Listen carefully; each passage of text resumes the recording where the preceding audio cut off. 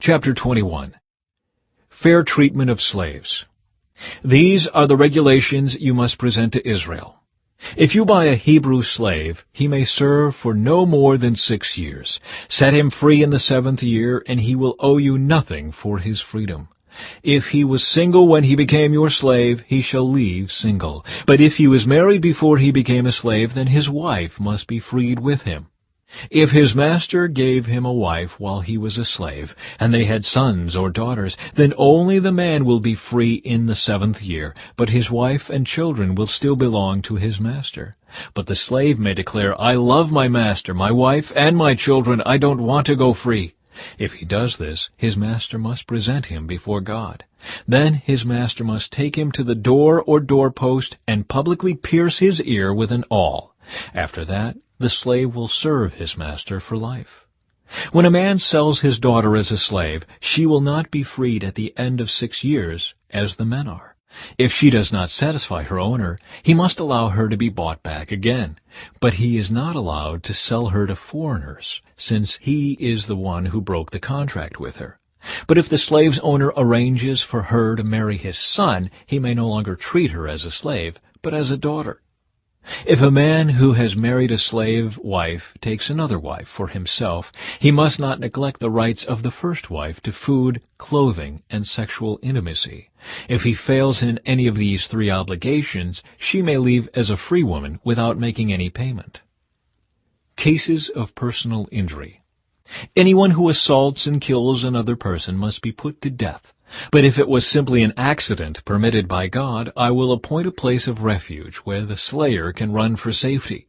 However, if someone deliberately kills another person, then the slayer must be dragged even from my altar and be put to death. Anyone who strikes father or mother must be put to death.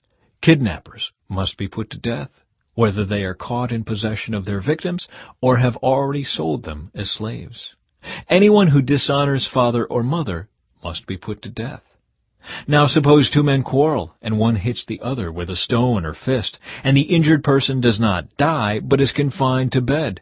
If he is later able to walk outside again, even with a crutch, the assailant will not be punished, but must compensate his victim for lost wages and provide for his full recovery.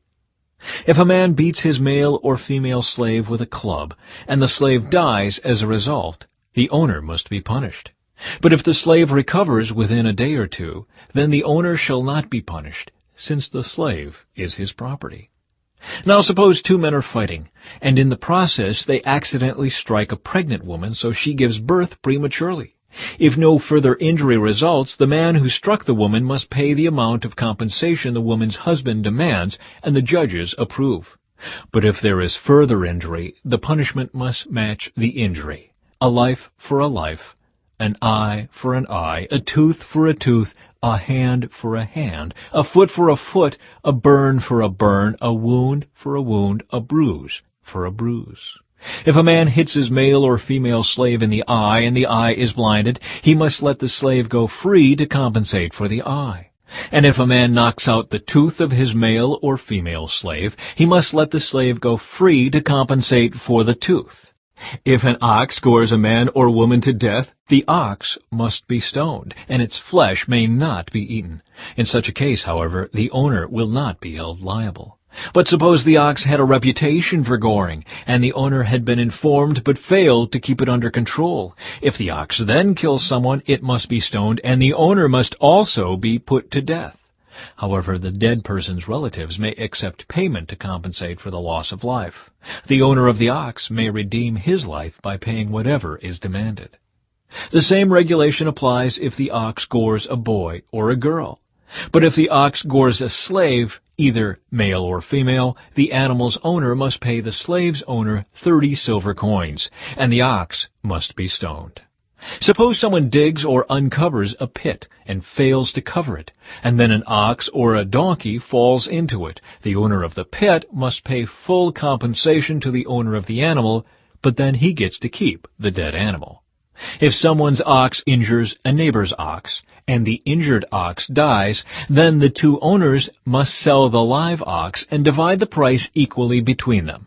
They must also divide the dead animal. But if the ox had a reputation for goring, yet its owner failed to keep it under control, he must pay full compensation, a live ox for the dead one, but he may keep the dead ox.